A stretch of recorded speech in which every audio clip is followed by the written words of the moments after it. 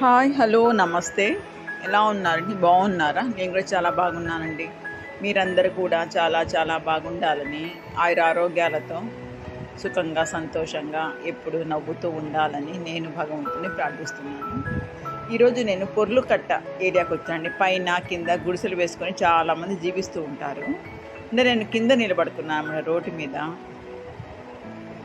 వాళ్ళు వస్తారనమాట. నేను నిలబడుకుంటే వాళ్ళు చెప్పేసి వస్తే వాళ్ళు వస్తారు. ఇక్కడికి వెళ్ళాలన్నా నేను మాకు తెలిసిన వాళ్ళు ఉన్నారండి. వాళ్ళకి ఫోన్ చేస్తాను. వాళ్ళు ఫోన్ చేసి వాళ్ళు చెప్పి పెట్టుంటారు. నేను వచ్చేస్తాను. ఈరోజు అన్నదాన కార్యక్రమాన్ని నిర్వహించిన అబ్దుల్ గారి కుటుంబ సభ్యులకు కృతజ్ఞతను తెలియజేసుకుంటున్నాను. వారు, వారి కుటుంబ సభ్యులు ఆయురారోగ్యాలతో సుఖంగా, సంతోషంగా ఉండాలని, పిల్లలు బాగా చదువుకొని అభివృద్ధిలోకి రావాలని, వాళ్ళ కోరికలన్నీ నెరవేరాలని నేను భగవంతుని ప్రార్థిస్తున్నాను. ఎంత ఎండలో అయినా కూడా ఎంతోమంది వచ్చి అన్నదాన కార్యక్రమాలను నిర్వహిస్తే వచ్చి తీసుకెళ్తూ ఉంటారు.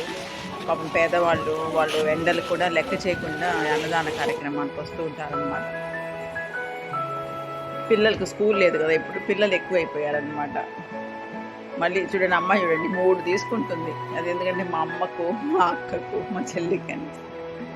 చూడండి ఎలా మోసుకుపోతున్నారు చూడండి వాళ్ళు. ఒక్కొక్క చేతిలో 2 ఉన్నాయన్నమాట. అంటే పెద్దవాళ్ళు రాలేక పిల్లల్ని పంపిస్తారు. పిల్లలు కూడా తీసుకెళ్తూ ఉంటారు 2, 3 చేతిలో పట్టుకొని.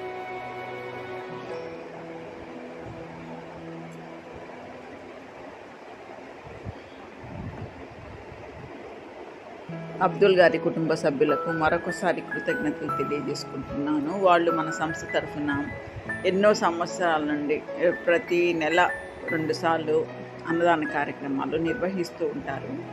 ఏదో ఒక పర్పస్ అనమాట. పుట్టినరోజులని, పెళ్లి రోజులని, జ్ఞాపకార్థమని ఏదో ఒక పర్పస్ మీద వాళ్ళు ప్రతి నెల 2 సార్లు అన్నదాన కార్యక్రమాలు నిర్వహిస్తూ ఉంటారు.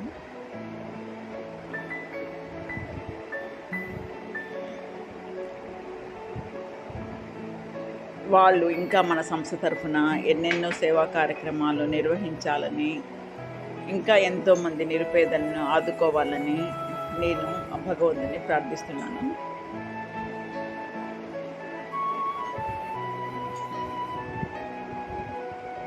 చిన్నపిల్లలు కూడా ఎండకు లెక్క చేయకుండా వచ్చి తీసుకెళ్తూ ఉంటే నాకు చాలా ఇదిగా ఉంటుందన్నమాట. చెప్పులు కూడా వేసుకోవాలన్నమాట వాళ్ళు. నా పిల్లలు జెండు వస్తూ ఉన్నారు.